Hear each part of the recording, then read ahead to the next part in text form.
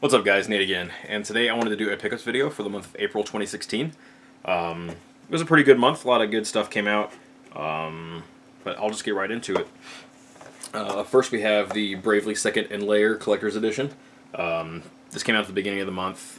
I've only put about 30 hours into it so far. I'm enjoying it quite a bit, but not as much as I enjoyed the first one. The first one kind of got a little repetitive about halfway through. This one hasn't done anything like that yet, but there are some things that are kind of cumbersome and a little annoying, but they're optional. You don't really have to do it, but if you don't do it, you miss out on some job classes that were in the original game. And I don't know. I don't know why I care, because there's plenty of jobs, but I feel like the side missions just kind of add a little bit more, but they're starting to become a little cumbersome. So if you've played it, you might know what I mean. If you haven't, don't worry about it. But this is a really cool collector's edition. Well, first of all, the box is like really big and really nice, like foil. But inside, it came with a full-size art book, which I haven't opened up yet. I actually saw a guy do an unboxing online where he flipped through the pages, and it's a really nice art book. A lot of like concept art and promotional artwork as well, like character art. You know, just basically an art book. But to get a full-size art book in a collector's edition is great, because you usually get these little like piddly, like 20-page ones that are like all promotional artwork and none of the concept stuff, which is the fun stuff to see. But it also came with the game, obviously, as well as a soundtrack CD. So all in all, I think this was like, I think it was $69, $70, but I got a discount through Amazon's Prime discount things. But yeah, it's pretty good. And up next, I got a copy of Star Fox Zero for the Wii U. I guess the first edition of this game comes with Star Fox Guard as well, which I think you can download separately if you didn't buy it online or didn't buy the physical copy. But I don't know that you can buy Star Fox Guard physically by itself. I really enjoyed this game a lot, actually. I finished it up a couple nights ago. Not 100% finished. There's still a lot of medals I need to go back and get. But I finished the main campaign and did a little bit of the hunting for medals and stuff after that. But the controls are not nearly as bad as people give credit, or people are complaining about. It took me all of like maybe an hour to really have it down. There is an option where you can turn off the motion controls unless you're holding the ZR trigger, which is what you hold to fire. I found that to be a little bit better, because otherwise your R-Wing's just like, I don't know, it was weird, but your mileage may vary. But anyway, really good. I really liked it a lot. Haven't played a Star Fox game in shit. Well, I played the Star Fox 64 3D, but that was the last one I played, and that's been 4 or 5 years now, almost. So, really nice to have a new Star Fox. I kind of hate that it's not selling well and that people are giving it so much shit for the controls, because I really don't think the controls are that bad if you just give yourself some time to adjust to it. But I guess it's not for everybody. A lot of people just can't do motion control stuff. They just don't want to, or they don't like it. But for those that are willing to give it a shot, definitely worth picking up. Really fun game. And also on the 3DS, I picked up the Sega 3D Classics Collection. This is actually still sealed as well. Life is busy, you know, so I haven't had a chance to get into this yet. But this one comes with Altered Beast, Sonic the Hedgehog, Puyo Puyo 2, Power Drift, Fantasy Zone 2, Thunderblade, and Galaxy Force 2. And there's also a couple unlockables for, I think, Fantasy Zone 2 on the Master System, as well as Maze Walker on the Master System. So a lot of good games that we didn't get on the eShop from the 3D Classics collection. But I wish I had every game that they made, not just these ones. But either way, it's still pretty cool. And hopefully I'll get around to this pretty soon.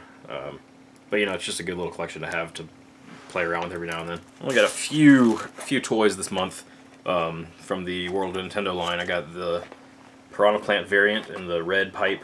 The original one was in a green pipe like that. Also picked up a black Yoshi. And the best one of this wave has to be Tingle. Never get Tingle figures, so the fact that we have this one, and they're doing another one too in like a 4-inch scale, so that's pretty awesome. So yeah, I got a Tingle toy.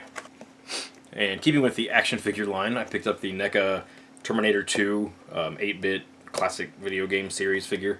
I did a review on all my other ones back a few months ago, but this is a new one in the series. See, he's got kind of got that 8-bit paint job, which looks straight out of the NES game. So, not my favorite of the series, but a new one to add to the collection. And up next, I picked up a reproduction copy of the Zelda BS Maps 1 and 2. This was a broadcast satellite game that only was released through the broadcast satellite system, or the Satellaview system in Japan. This has actually been hacked so you can play the whole game without any interruptions. It's the original game, you had to beat it in like a certain sitting or a certain amount of time. I don't know, it's confusing, but this game is just basically kind of like Zelda 1, but for the Super Nintendo, but a little bit more like remixed, and I don't know, it's hard to explain, but it's really good. I picked this up for like $40. I had some credit at the store up the street, and he had this new company that he's been buying repros from called the Super Repro Bros. So I don't know if they sell directly through their site, but it's a really nice reproduction. The label's like super clean.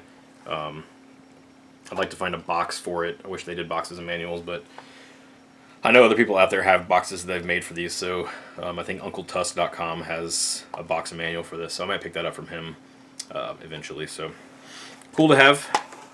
Just another Zelda game that I didn't have before. This isn't really video game related, but I don't give a shit because I was on eBay one night, which is a bad mistake, late at night on eBay when I've been drinking, and I came across an auction for the full set of Laughs Full House, Family Matters,